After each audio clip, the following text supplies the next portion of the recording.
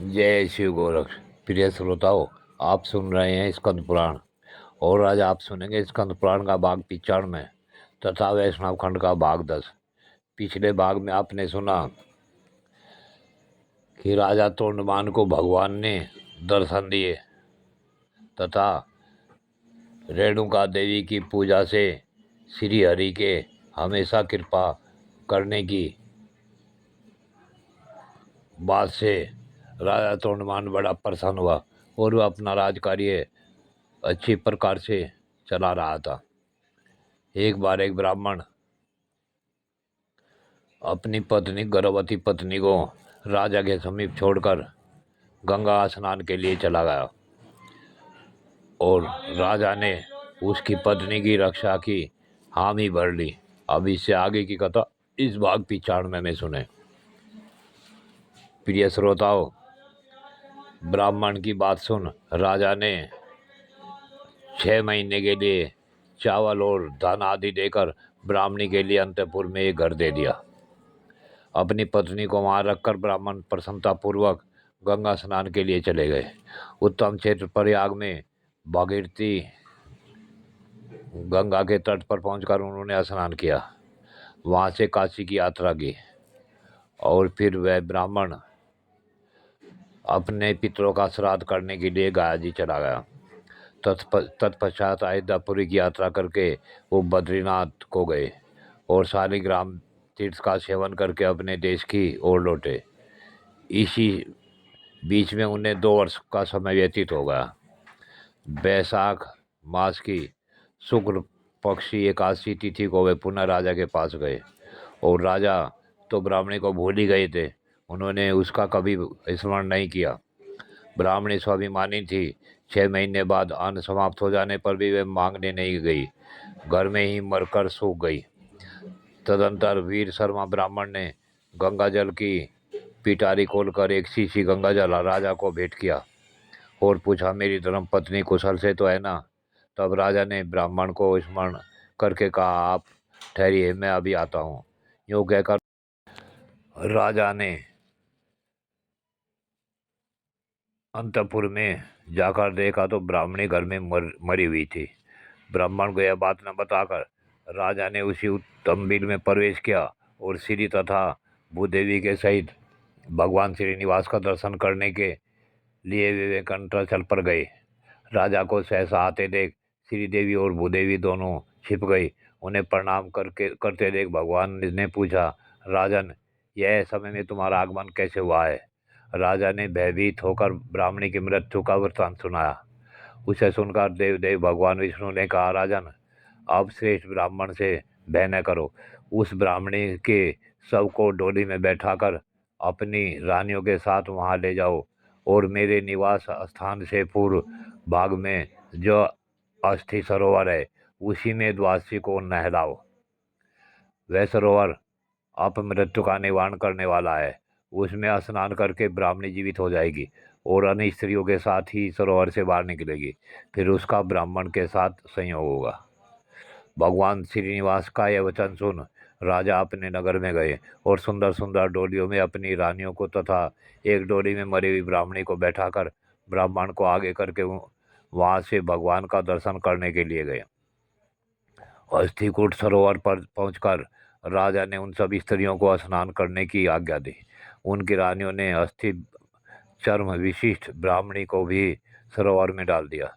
फिर तो वह जी उठी। उसके शरीर के सभी चिन्ह पूर्वतः प्रकट हो गए।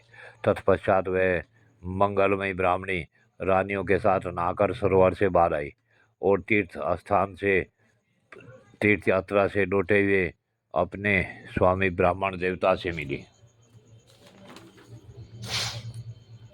राजा ने भगवान की पूजा करके ब्राह्मण को धन दिया। ब्राह्मण ने जब अपनी स्त्री का समाचार और भगवान वेंकटेश्वर का प्रभाव सुना तब राजा को आशीर्वाद देकर अपने देश को प्रस्थान किया। राजा तोंडमान भगवान श्रीनिवास जी की आज्ञा के अनुसार प्रतिदिन स्वर्ण में कमलों से उनकी पूजा किया करते थे। एक दिन उन्होंने देखा भगवान के ऊपर मिट्टी का बना हुआ तुलसी पुष्प चढ़ा हुआ है। इससे विस्मित होकर राजा ने पूछा, भगवान, ये मिट्टी के कमल और तुलसी पुष्प चढ़ाकर कौन आपकी पूजा करता है? उनके इस प्रकार पूछने पर देवादिदेव भगवान ने स्मरण करके कहा, मेरा एक भक्त कुम्हार है जो कूर्म ग्राम में निवास करता है। वह अपने घर से मेरी पूजा करता है और मैं उसे स्वीकार करता हूँ। भगवान की यह बात सुन राजा उस कुमार को देखने के लिए गए और कोरुमपुर में जाकर उसके घर पहुंचे। राजा को आया देख कुमार उन्हें प्रणाम करके आगे खड़ा हो गया। उसका नाम भीम था। राजा ने उससे पूछा, भीम, तुम अपने कुल में सबसे श्रेष्ठ हो, बताओ भगवान की पूजा किस प्रकार करते हो?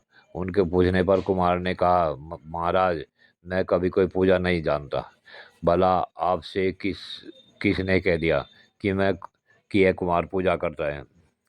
तब तोंडमान बोले, स्वयं भगवान श्रीनिवास ने तुम्हारे पूजन की बात कही है।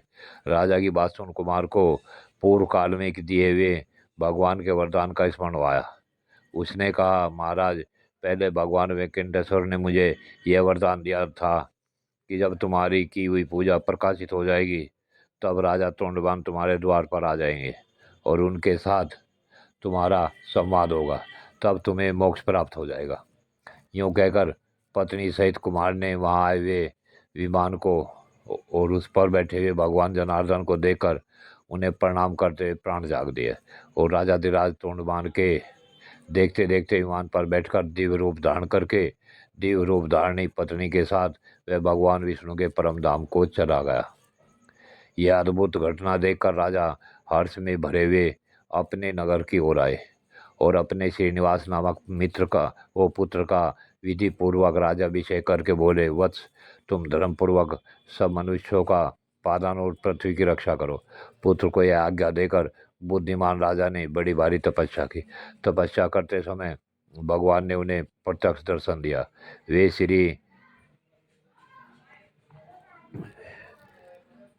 तथा भू देवियों के साथ गरुड़ पर आरूढ़ होकर वहां आए थे। श्री भगवान बोले, नृपश्रेष्ठ, मैं तुम्हारी तपस्या से बहुत प्रसन्न हूँ। बोलो, तुम्हें तुम्हारी किस इच्छा को पूर्ण करूं? तब देवादिदेव भगवान के ऐसा कहने पर सम्राट तोंडमान ने, माधव, मैं आपके जरा मृत्यु रहित धाम में निवास करना चाहता हूँ। मुझे वही मनोवांछित वरदान दीजिए। ऐसा कहकर राजा भगवान के समीप पृथ्वी पर साष्टांग पड़ गए और शरीर त्याग कर विमान पर जा बैठे। राजा भगवान विष्णु का स्वरूप प्राप्त करके शोक मोह रहित, जरा मरण वर्जित तथा पुनराति शून्य वैकुंठ धाम को चले गए। प्रिय श्रोताओं, आगे की कथा अगले भाग में। जय शिव गोरक्ष।